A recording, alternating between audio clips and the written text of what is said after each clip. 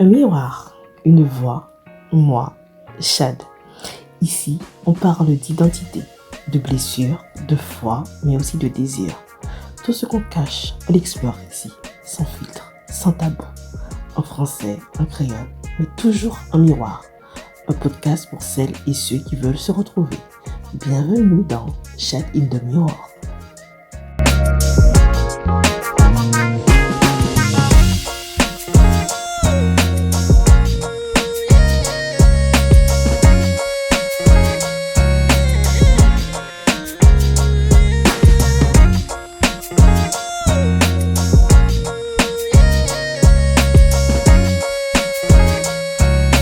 Coucou tout le monde, comment allez-vous? J'espère que cette semaine a été agréable pour vous.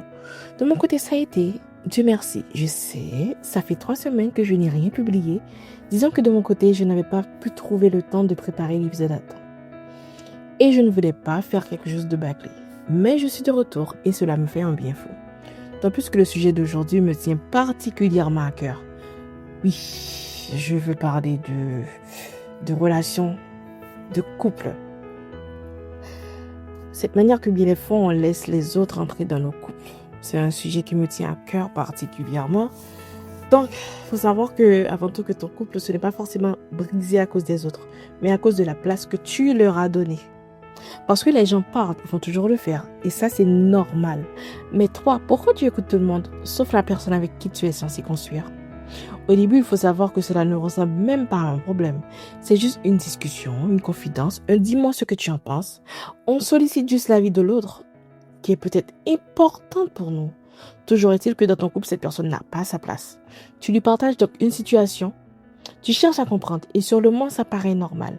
Mais petit à petit, ça devient un réflexe. À chaque fois que tu te réfères à cette personne, pour un quick ou pour un quoi, franchement, ça devient problématique. Car maintenant, à chaque incompréhension, tu en parles à quelqu'un. À chaque doute, tu cherches un avis extérieur pour ramener au sein de ton couple. À chaque blessure, tu ouvres ton couple un peu plus. Et sans forcément t'en rendre compte, les autres commencent à prendre une place qui ne leur appartient pas.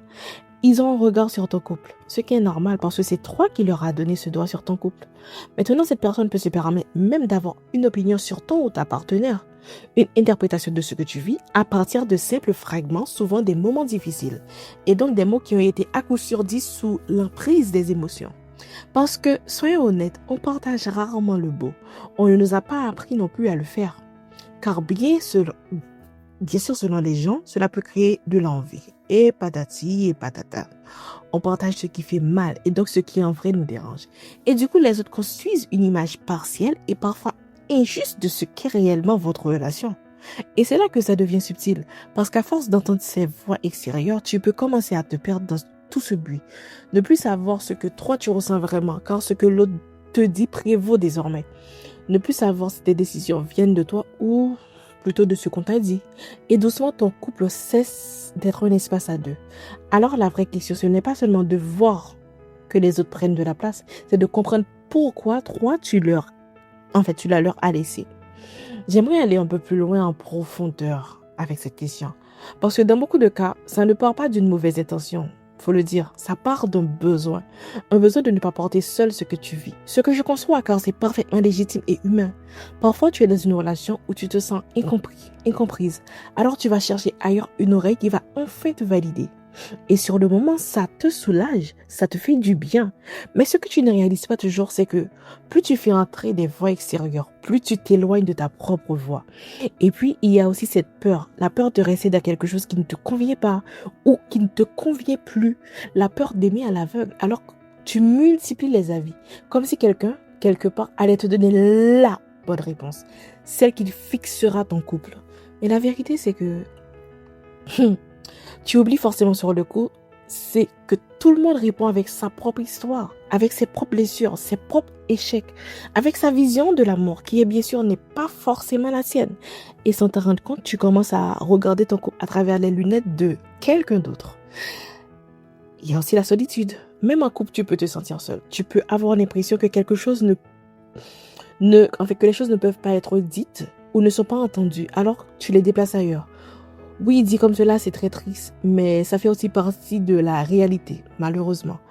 Et puis parfois, il faut le dire, c'est aussi un manque de maturité émotionnelle.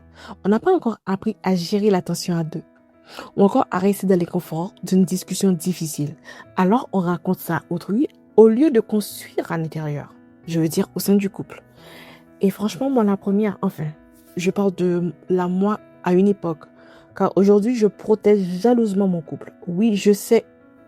Enfin, je dis aux autres ce que je veux qu'ils sachent de mon couple. Pas plus. Donc, et je peux vous garantir que ce que je partage, c'est que le positif. Mais bref. Pour en revenir à ce que je disais tantôt, c'est qu'il y a eu des moments où dans mes relations précédentes, que j'ai laissé des voix extérieures devenir plus fortes que ce que je vivais réellement. Tout ça parce que je n'avais pas la maturité requise sur le moment. Et enfin, il y a le manque de cadre, le manque de discernement, le fait de ne pas savoir que tout ne se partage pas, que tout le monde n'a pas la capacité de porter ce que toi tu vis. Parce que oui, certaines choses ont besoin d'être dites, mais pas n'importe qui et pas n'importe comment surtout. Et c'est là que franchement les choses sont un peu nuancées parce que tu peux chercher de l'aide alors qu'en réalité tu es peut-être en train de fragiliser ce que tu essaies de sauver. Mais le problème c'est que tout ça là, ça ne reste jamais sans conséquence. Un couple où trop de personnes donnent leur avis devient vulnérable car il finit toujours par perdre quelque chose. D'abord, il perd son intimité, c'est évident. Parce que vous vivez à deux, ce qui devait être protégé, préservé, enfin, ce qui devait être considéré selon moi comme étant sacré, il devient exposé. Et dès lors que tout n'est que cancan, car ce qui s'est passé entre vous deux est analysé par d'autres personnes qui n'avaient absolument rien à voir et à faire dedans au premier abord. Et à partir du moment où ton intimité sort de ton couple, elle ne t'appartient plus totalement. Ensuite, il y a la perte de respect. Parce que quand tu racontes ton ou ta partenaire dans ces mauvais moments, sans forcément raconter ce qu'il en est dans sa globalité, tu laisses les autres construire une image de lui ou d'elle, qui est souvent dure et parfois injuste. Et ces regards-là, même s'ils sont silencieux, finissent par exister dans ton environnement, dans l'environnement de ton couple. Et un partenaire ou une partenaire qui n'est plus respectée à l'extérieur, c'est un couple qui commence à se fragiliser à l'intérieur. Il y a aussi de la confusion car tout le monde donne son avis et donc pense avoir son mot à dire sur la question. Et il faut tout aussi savoir qu'il y aura forcément une prise à partie. Et donc trop d'avis, tu la clarté. Tu vas trouver une personne qui va te dire de partir, une autre qui va te dire de rester, une qui va te dire de pardonner, une autre non. Là, ça fait beaucoup. Ça fait beaucoup juste pour toi, comme si, à digérer, à encaisser, à analyser, à filtrer. Et finalement, tu es là, au milieu de toutes ces voix, sans savoir ce que toi, tu ressens vraiment. Et puis, il y a quelque chose de plus subtil, mais de très puissant, l'influence. Parce que même quand tu penses être fort ou forte, même quand tu te dis que tu as fait la part des choses, les mots que tu entends s'installent quelque part en toi.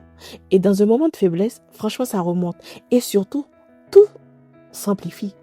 Ça a influencé la manière dont tu peux concevoir ou voir les choses, la manière de réagir, la manière d'aimer aussi ta personne. Et doucement sans but, la division peut s'installer. Parce que ton couple n'est plus seulement composé de deux personnes, mais de toutes les voix que vous avez laissées entrer à l'intérieur. Et ça, c'est dangereux. Car, comme je disais tantôt, un couple exposé, c'est un couple qui est vulnérable.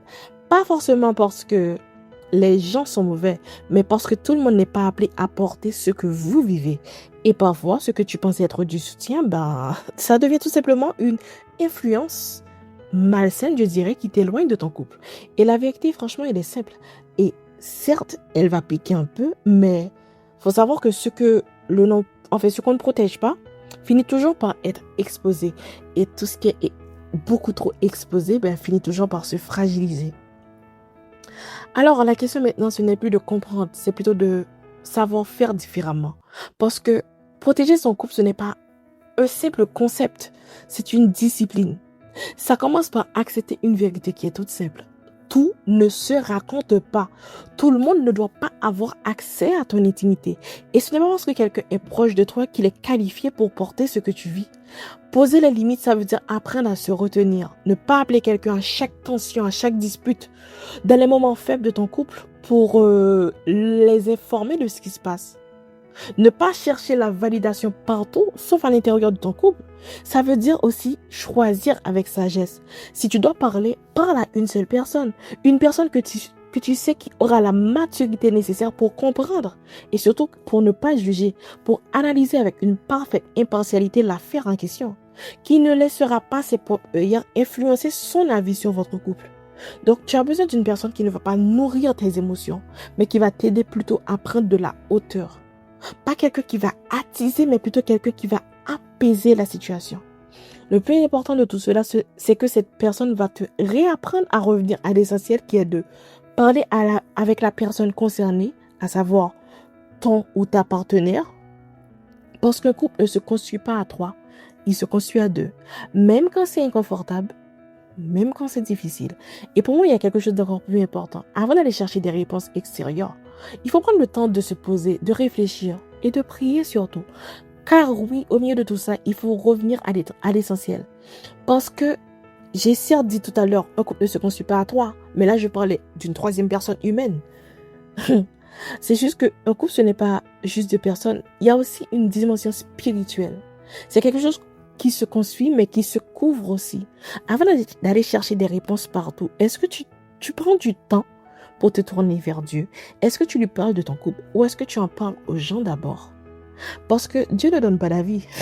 No way. Il donne du discernement. Là où les gens peuvent projeter, lui carrément, il révèle ce qui doit être.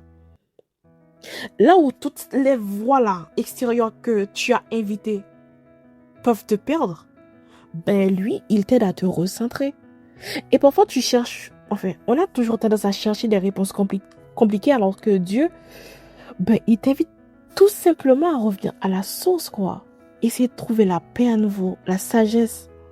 Ce pourquoi on était parti, ce pourquoi tout avait débuté entre nous au prime abord. Parce que faut savoir que tout le monde n'est pas appelé à porter ton couple. Mais Dieu, lui, il est toujours. Et ceci en toutes circonstances. Et quand tu remplaces Dieu à la bonne place, quand tu le positionnes correctement au sein de ton couple, je peux te garantir que les autres reprennent naturellement la leur, c'est-à-dire à l'extérieur de ton couple, là où est leur place. Alors, protéger son couple, ce n'est pas devenir secret, ce n'est pas couper les ponts. C'est comprendre que tout ce qui est précieux a besoin d'être gardé. Tout le monde peut avoir un avis sur ta vie. Tout le monde en aura toujours un d'ailleurs. Donc, ça, une fois que tu l'as en tête, il faut aussi que tu saches aussi que tout le monde n'a pas une place dans ton alliance. Et peut-être qu'aujourd'hui, il ne s'agit pas de changer de relation, mais de changer l'accès que les autres ont dans ta relation. Parce qu'à force d'ouvrir les portes, on oublie parfois qu'on avait aussi le pouvoir de les fermer. Alors, si tu dois repartir avec quelque chose aujourd'hui, c'est celle-là.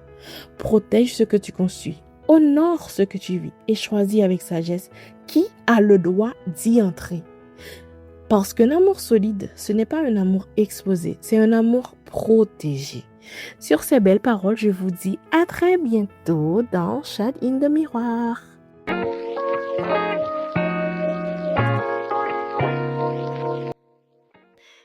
J'espère que tu as passé un bon moment. En tout cas, merci d'avoir été là. Un miroir avec moi. Ici, on explore ce qu'on cache pour mieux se retrouver. Si cet épisode t'a touché, partage-le ou parle-moi parce que les vrais mots voyagent loin. Et n'oublie surtout pas, ton reflet a du feu. C'était Chat in the Miroir. À très bientôt.